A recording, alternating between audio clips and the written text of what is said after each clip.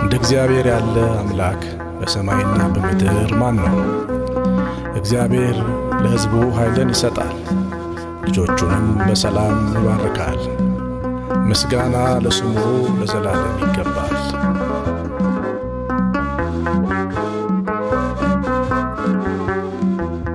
ከብዙ ዓመታት በፊት በአስቸጋሪ ዘመን አንድ የሚያምር ሕፃን ተወለደ።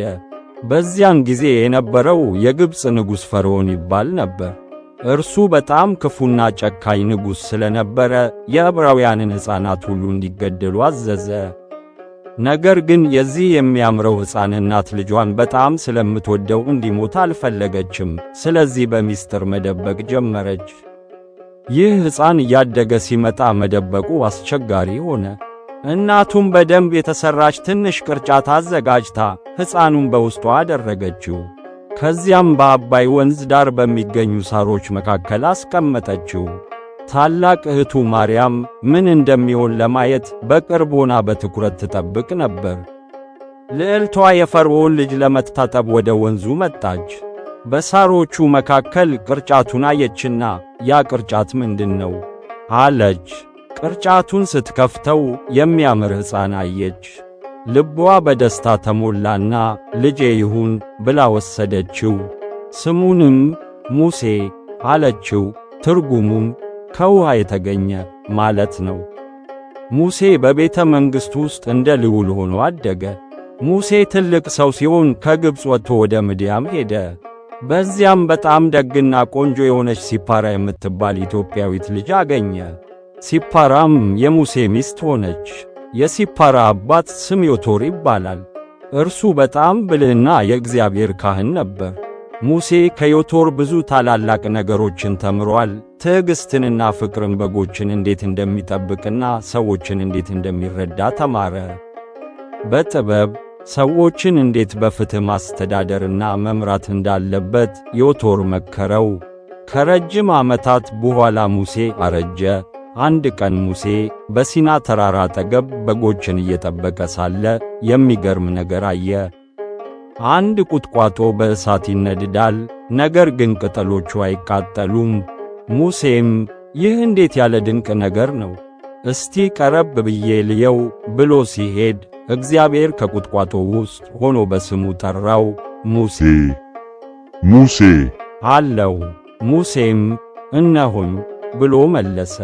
እግዚአብሔርም እንዲህ አለው፣ ወደዚህ አትቅረብ፣ የቆምህባት ቦታ የተቀደሰች ምድር ናትና ጫማን ከእግርህ አውልቅ።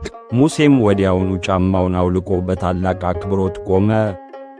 እግዚአብሔርም ሕዝቦቼን ከክፉ ንጉሥ ከፈርዖን አውጣቸው የሚለውን ታላቅ ተልእኮ ሰጠው። እግዚአብሔር ሙሴን ካዘዘው በኋላ ሙሴ ወደ ግብፅ ተመልሶ ጨካኙን ንጉሥ ፈርዖንን አገኘው። ሙሴ በድፍረት ቆሞ የእግዚአብሔር ሕዝቦች በነጻነት እንዲሄዱ ፍቀድ አለው። ፈርዖን ግን ልቡ በጣም ስለደነደነ አልለቅም ብሎ ጮኸ። እንዲያውም በሕዝቡ ላይ ስቃዩን አበዛባቸው። ሕዝቡም ሙሴ ሆይ ለምን መጣህብን ብለው ማልቀስ ጀመሩ። ፈርዖን እምቢ ስላለ እግዚአብሔር ታላቅነቱን የሚያሳዩ 10 ተአምራትን፣ መቅሰፍቶችን በግብፅ ላይ አመጣ።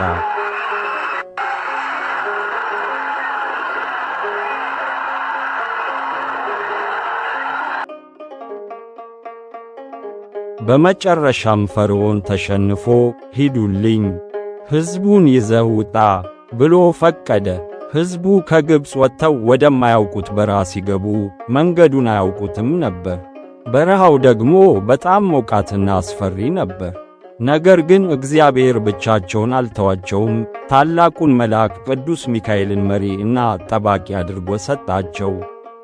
ሕዝቡ በፀሐይ እንዳይቃጠሉ ቅዱስ ሚካኤል በትልቅ የደመና አምድ ተሸፍኖ ከፊታቸው ቀደመ። ያ ደመና እንደ ትልቅ ጃንጥላ ሆነው ጥላ ሰጣቸው። ሕዝቡም በመልአኩ ጥላ ስር ሆነው በሰላም ተጓዙ። ሌሊት ሲሆን በረሃው በጣም ጨለመ።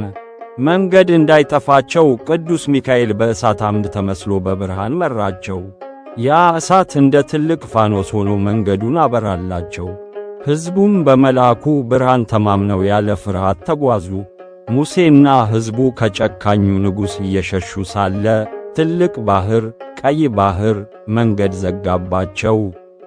ከኋላቸው ደግሞ የፈርዖን ወታደሮች እየተከተሏቸው ነበር። ሕዝቡ ፈሩ። ሙሴ ግን አይዞአችሁ አላቸው። ሙሴ በትሩን ወደ ባሕሩ ዘረጋ። ወዲያውኑ ታላቅ ተአምር ሆነ። ባሕሩ ለሁለት ተከፈለ፣ መሬቱም ደረቀ። ሕዝቡ ሁሉ በሰላም ተሻገሩ። ክፉ ንጉሥ ግን ሕዝቡን ሊከተል ሲሞክር ባሕሩ ተመልሶ ተዘጋበት። ሙሴና ሕዝቡ በእግዚአብሔር እርዳታ ነፃ ወጡ። የልብ ጀግኖች ሆይ፣ እግዚአብሔር ሁልጊዜ ደግ ሰዎችን ይረዳል። እንደ ሙሴና እንደ ዮቶር ደግና ብልህ ከሆንን ታላቅ ነገር እንሰራለን። እግዚአብሔር እንደ አባት ልጆቹን ይመራል፣ ይጠብቃል፣ ለእኛም ሁልጊዜ መንገዱን ያሳየናል።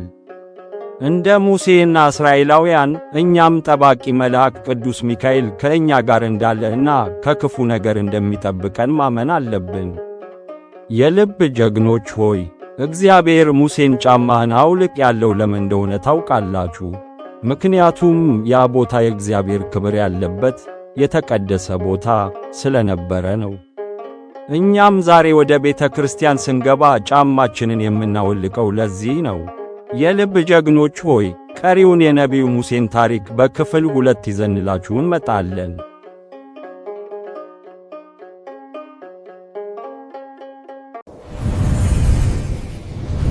የልብ ጀግኖች ከመጽሐፍ ቅዱስና ከቅዱሳን ሕይወት የሚማሩ ጀግኖች